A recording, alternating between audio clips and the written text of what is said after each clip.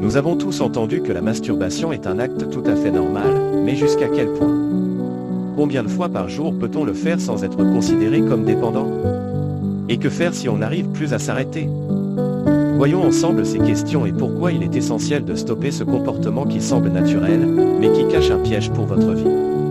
Avant de commencer, je tiens à m'excuser pour l'accroche un peu exagérée, mais il fallait attirer votre attention sur un problème du XXIe siècle qui fragilise et nuit à la volonté de nos jeunes et de nos adultes, nous laissant sans pouvoir de contrôle. Dans cette vidéo, vous découvrirez les effets de la masturbation sur notre cerveau, tant d'un point de vue scientifique que philosophique, et ce que le stoïcisme peut nous enseigner à ce sujet.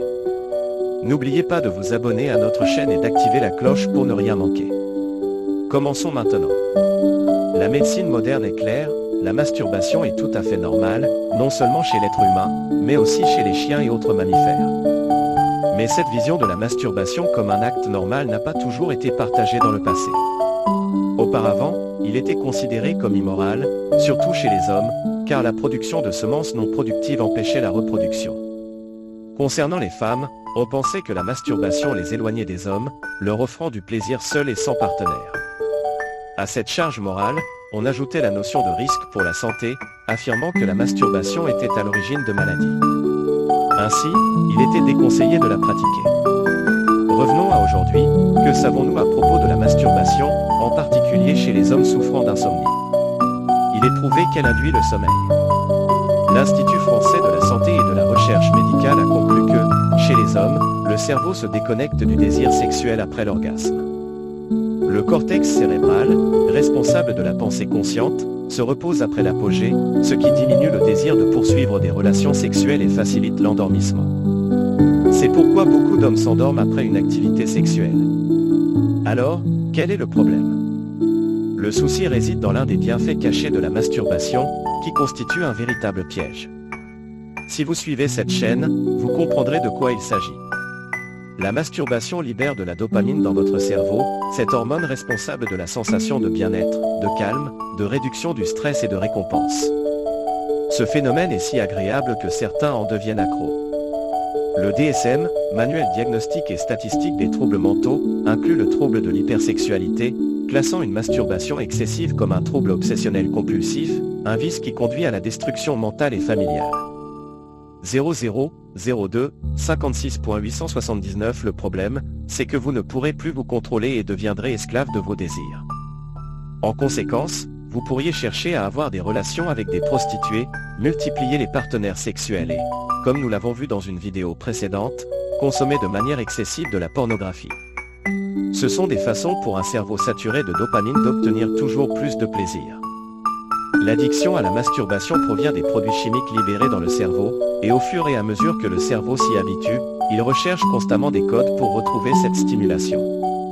Votre cerveau exigera toujours plus de dopamine pour ressentir le même plaisir qu'au début, vous poussant à chercher sans fin des moyens de vous masturber. Cela atteint un point extrême lorsque le cerveau, réalisant que la libération de dopamine est excessive, bloque certains récepteurs dans une tentative de vous arrêter. Cela mène à une frustration encore plus grande, car l'acte de plaisir, dans ce cas la masturbation, ne génère plus aucune satisfaction. Cette quête incessante du plaisir est similaire à celle d'un fumeur qui ne s'arrête jamais, d'un gourmand qui mange du chocolat jusqu'à en vomir, ou encore d'un alcoolique. Mais quel lien avec le stoïcisme, vous demandez-vous?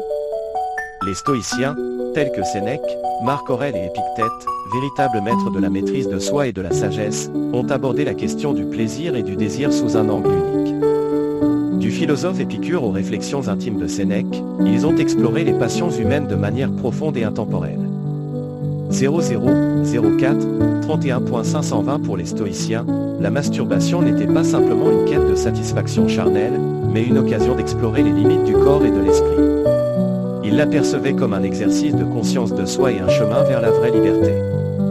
Dans leur philosophie, la maîtrise des passions et des plaisirs mondains était un combat noble, permettant à l'esprit humain de s'élever. Épicure disait que ce n'est pas la recherche du plaisir qui définit l'homme de bien, mais bien la maîtrise de soi. Ainsi, pour les stoïciens, le véritable plaisir réside dans la compréhension et la gestion de nos désirs, non dans leur satisfaction immédiate.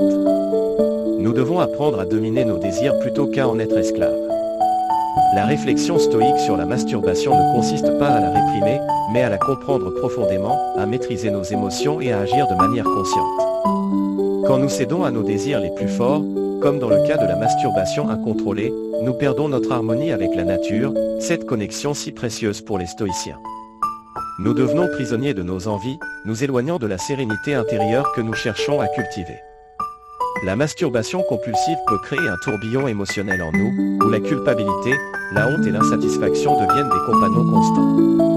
Les stoïciens nous enseignent à maîtriser nos émotions à travers l'introspection et l'autorégulation.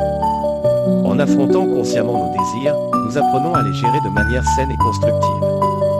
Je souhaite partager avec vous une histoire inspirante. Je connais quelqu'un qui luttait contre la masturbation compulsive, cherchant un refuge temporaire dans le plaisir, mais se retrouvant toujours face à une tempête émotionnelle après chaque acte. En s'immergeant dans les enseignements stoïciens et en pratiquant la maîtrise de soi, cette personne a vécu une transformation profonde. Elle a appris à affronter ses désirs de manière consciente, trouvant une véritable joie dans l'autocontrôle. Alors, mon ami, qu'est-ce que tu fais de ta vie? Penses-tu qu'en restant chez toi à regarder des vidéos et en cherchant à te satisfaire ainsi, tu deviendras confiant et réussi? Crois-tu vraiment que cela attirera les femmes, ou si tu es une femme, que cela attirera les hommes? Non, jamais. Réfléchis bien et écris dans les commentaires, je suis une personne puissante. Je maîtrise mon esprit. Je choisis de faire ce qui me motive. Je choisis de faire ce qui m'améliore. Merci d'avoir été avec moi. N'hésitez pas à liker la vidéo et à vous abonner pour en découvrir plus.